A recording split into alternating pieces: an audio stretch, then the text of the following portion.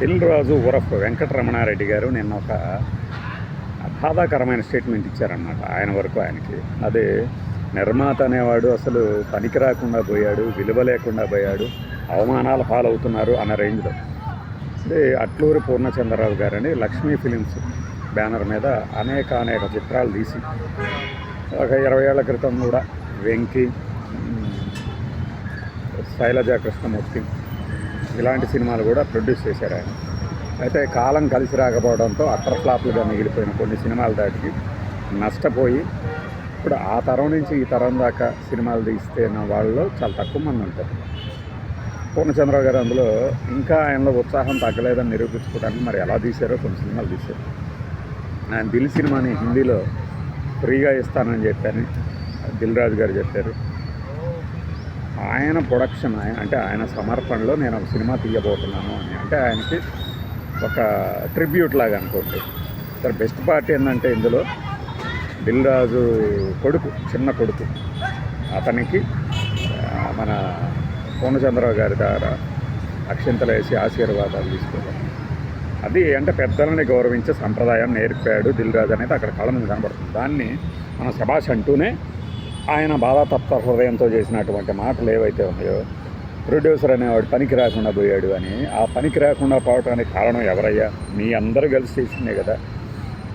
హీరోల చుట్టూ భజనలు చేస్తూ, డైరెక్టర్లను చుట్టూ తిప్పుకుంటూ మీ ఇష్టం వచ్చినట్లు సినిమాలు తీసి జనం నెత్తిన రుద్దుదామని ట్రై చేసి అవి ఫ్లాప్ అయినా కూడా అదే హీరోకి భజన చేస్తూ, పైగా ఇదంతా ఒక సైకిలు, ఇదంతా ఒక కామను అని చెప్పి హీరో డామినేటెడ్ సొసైటీగా ఫిల్మ్ ఇండస్ట్రీని చేసింది ఎవరు?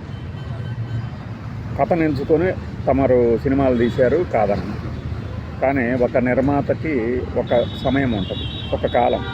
ఈ సీజన్లో వాళ్ళని కొట్టిన వాళ్ళు ఉంటారు, ఆ తర్వాత వాళ్ళు కూడా ఫ్లాపులు తీస్తారు.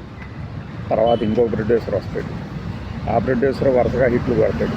డైరెక్టర్ల విషయంలో కూడా ఇది ప్రొడ్యూసర్లు హిట్ కొట్టడానికి, డైరెక్టర్లు హిట్ కొట్టడానికి తేడా ఏంటంటే, ఒక డైరెక్టర్ హిట్ కొడితే ఆ డైరెక్టర్కి రెమ్యునరేషన్ పెంచేస్తాడు ప్రొడ్యూసర్.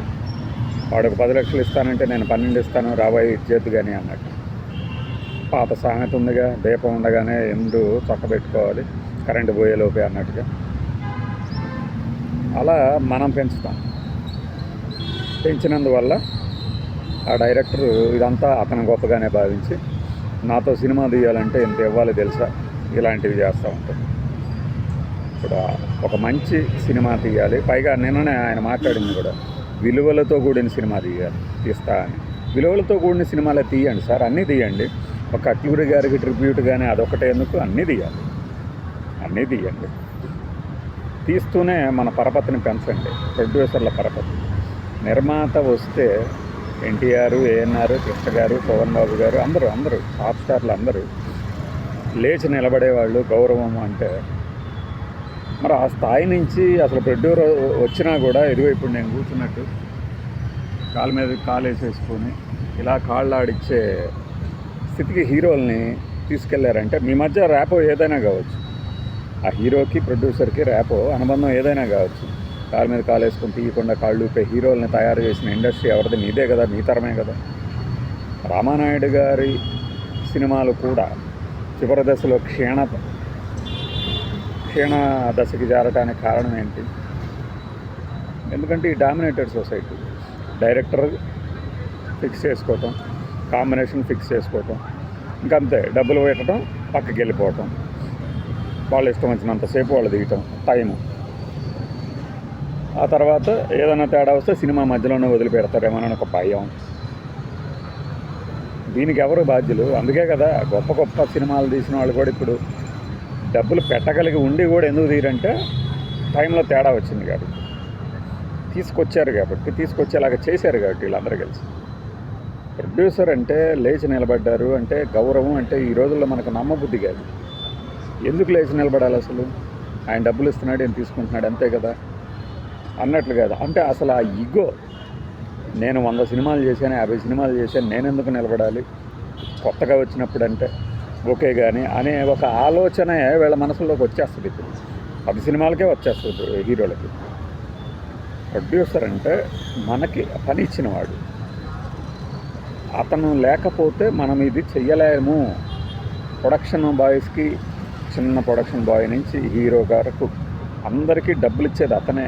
అతను ఇస్తేనే ఇది జరుగుతుంది, మనం అందులో ఉన్నామనే ధ్యాస లేకుండా చేసింది ఎవరు? ఇప్పుడు వచ్చి ఏడిస్తే ఏం ప్రయోజనం? విగ్గులు పెట్టుకొని వచ్చి కూర్చొని ప్రెస్ మీట్లో ఏదేదో మాట్లాడేస్తూ నేను ఆ సినిమాకి అంత పెట్టాను, నేను ఈ సినిమాకి ఎంత పెట్టాను, నాకు అంత పోయింది, ఎంత పోయింది, ఆ హీరో ప్రవర్తన తెలుసా, ఈ హీరోయిన్ ప్రవర్తన తెలుసా అని సొల్లు మాట్లాడటం మానేసి ఈ కథకి నేను హీరోని ఫిక్స్ చేసుకుంటాను. నువ్వు మంచి కథ తీసురా, నేను అందరినీ సెట్ చేసుకుంటాను. డైరెక్టర్ మనసులో ఎవరైనా ఉన్నారా? ఓకే, ఇదిగో ఇవి రూల్స్, వీటిని పాటిద్దాం మనం సెట్ మీద అని చెప్పి సినిమా చేపించుకోవడం కుదరదా? కుదురుతుంది.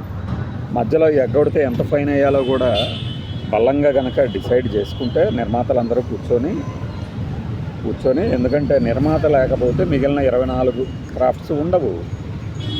సినిమా అంటే ఏంటి? తీయాలంటే డబ్బులు పెట్టాలి, డబ్బులు పెడితేనే 24 కళలకి లేదంటే ఆ రంగాలకి క్రాఫ్ట్స్, ఆ విభాగాల వాళ్ళకి పని దొరుకుతుంది.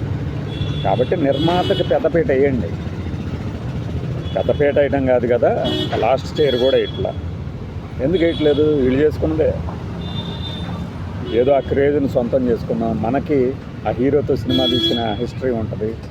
లేకపోతే ఒక పెద్ద హీరో, పొడిగాటి హీరో ఒక ఫ్లాప్ ఇస్తే పర్వాలేదులే, నెక్స్ట్ సినిమాలో కవర్ చేసుకుందాం, దానికోసం భరిద్దాము అని చెప్పేసి ముందస్తుగానే నష్టాన్ని కూడా లాభం వచ్చిందని చెప్పడం ఏంటి? ఈ హీరో నాతో చేసినప్పుడు ఇలా బిహేవ్ చేశాడు, చెప్పండి ఏమవుతుంది? మీ నష్టం ఏమన్నా పూడుద్దా?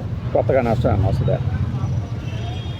అంటే ఇవన్నీ మీరు మాట్లాడకూడదు, బయట నుంచి ఈజీగా మాట్లాడతారు, నీకేం తెలుసని మాట్లాడతావు, మా బాధలు కానీ మా ఆనందాలు కానీ అని ఏదో అదో పెద్ద వేరే విభాగంలాగా చెప్పడం ఒకటి. ఒక డైరెక్టర్ ఉన్నాడు, 2 అక్షరాల డైరెక్టర్, పచ్చి బూతులతో సెట్ల మీద కేకలు పుట్టిస్తుంటాడట. ఏం ప్రొడ్యూసర్ కంట్రోల్ చేయలేదా? ఒక చిన్న వీడియో రిలీజ్ చేయండి, అతగాడు రెచ్చిపోయి బండబూతులు తిడుతున్న వీడియో సెట్లో చిన్న వీడియో లీక్ చేయండి, కావాలని తెలిసిపోద్ది. దెబ్బకి సెట్ అవరా? అంటే అంత కేకలేసి రంకలేస్తే కానీ సినిమాలు తీయలేని స్థితిలో ఉన్నారా ఆర్టిస్టులు? అలాంటి బండరాజు చెప్పలు మెట్టి తీసుకోవటం అన్నది. డైరెక్టర్ హీరో కాంబినేషన్ని మర్చిపోండి. ఈ కథ నా దగ్గర, నేను కథలు వింటాను రండి, మంచి కథలు తీస్తాను రండి. వస్తాడు డైరెక్టర్, ఎవరిని అనుకుంటున్నావు నువ్వు? వీళ్ళని అనుకుంటున్నావు? లేదు, వీళ్ళని కూడా పెడదాము, నాకు ఒక జడ్జిమెంట్ ఉంది, నేను ఒక 50 సినిమాలు తీశాను, నాకు ఒక జడ్జిమెంట్ ఉంది, మాట్లాడుకున్నాం రైట్. కండిషన్స్ ఇవి, 6 నుంచి 6 దాకా జరగాలి, లేదు 6 నుంచి 10 దాకే జరగాలి. కారవాన్లు వద్దు, మనం ఎక్కడ సెట్ వేస్తే అది, భోజనాలు ఇక్కడే ఉంటాయి, భోజనాలు పెట్టేవాడికి కూడా కండిషన్స్. నువ్వు పిచ్చి పిచ్చి వేషాలు వేస్తే కుదరదు. ఏది నీతో సరిగ్గా నువ్వు చెప్పినట్టు నువ్వు నమస్కారం చెప్పగానే నమస్కారం చెప్పని వాళ్ళందరికీ ఏదన్నా ఫుడ్లో కల్పిస్తాను, షూటింగ్ డిస్టర్బ్ అయ్యేలాగా చేస్తానంటే పుచ్చ పగిలిపోతుందని చెప్పగలిగి ఉంటారు. ఇవన్నీ నిర్మాతలు చూసుకోకుండా జస్ట్ లైక్ దట్ ఊరికే వచ్చి పడిన సొమ్ముని సినిమా ఇండస్ట్రీ రంగులతో హీరోయిన్లతో పరిచయాలు ఉంటాయనో, హీరోలతో పరిచయాల కోసమనో, లేదు ఎలక్షన్లో వచ్చేసారి టికెట్లు వస్తాయనో, ఏదో పేరు కోసమో, ప్రొడ్యూసర్ అనే ఒక ఫ్యాన్సీ క్రేజ్ కోసమో సినిమాలు తీసేవాళ్ళు నిర్మాతల గౌరవాన్ని ఎందుకు మిగులుస్తారు? మీరు కట్టడి చేయలేరు అలా వచ్చేవాళ్ళని, బట్ ప్రేక్షకులు కట్టడి చేస్తారుగా అక్కడ ఫ్లాపులు చేసి. నిర్మాతకి గౌరవం నిర్మాత ఇచ్చుకోవాలి మనం. ఆ తర్వాత హీరోలు కూడా ఇస్తారు, డైరెక్టర్లు కూడా ఇస్తారు, ఎవడైనా సరే ఇవ్వాల్సిందే. ఆయన ఆవేదనగా అన్నాడా లేకపోతే ఇంకో రకంగా అన్నాడా తీసి పక్కన పెడితే, దిల్ రాజు ఫీల్ అయ్యేది ప్రతి నిర్మాత ఫీల్ అవుతాడు. మురళీమోహన్ గారు కూడా చెప్తారు, ఆశీష్ గిరిరావు గారు కూడా చెప్తారు, సురేష్ బాబు గారు కూడా చెప్తారు. వాళ్ళు తీస్తున్నారు అడపదడప, లేదు బాగా తీసిన సినిమాలను ప్రమోట్ చేస్తున్నారు కదా.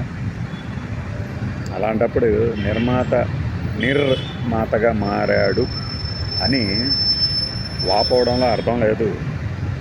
మీ చేతిలోనే ఉంది కొరడా, ఆ కొరడా జులిపిస్తే అంతా సెట్ అవుతుందని నేను అనుకుంటున్నాను అన్నమాట.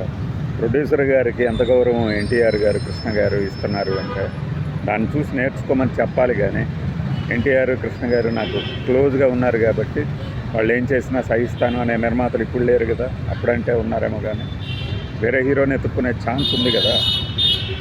అంటే నేను చివర అన్న మాట మీకు కన్ఫ్యూజన్గా ఉంటుంది, దాని అర్థం వేరు కాదు. ప్రొడ్యూసర్లు హీరోల్ని తయారు చేస్తారు తమ కథల ద్వారా, దర్శకులు చేస్తారు తమ కథల ద్వారా.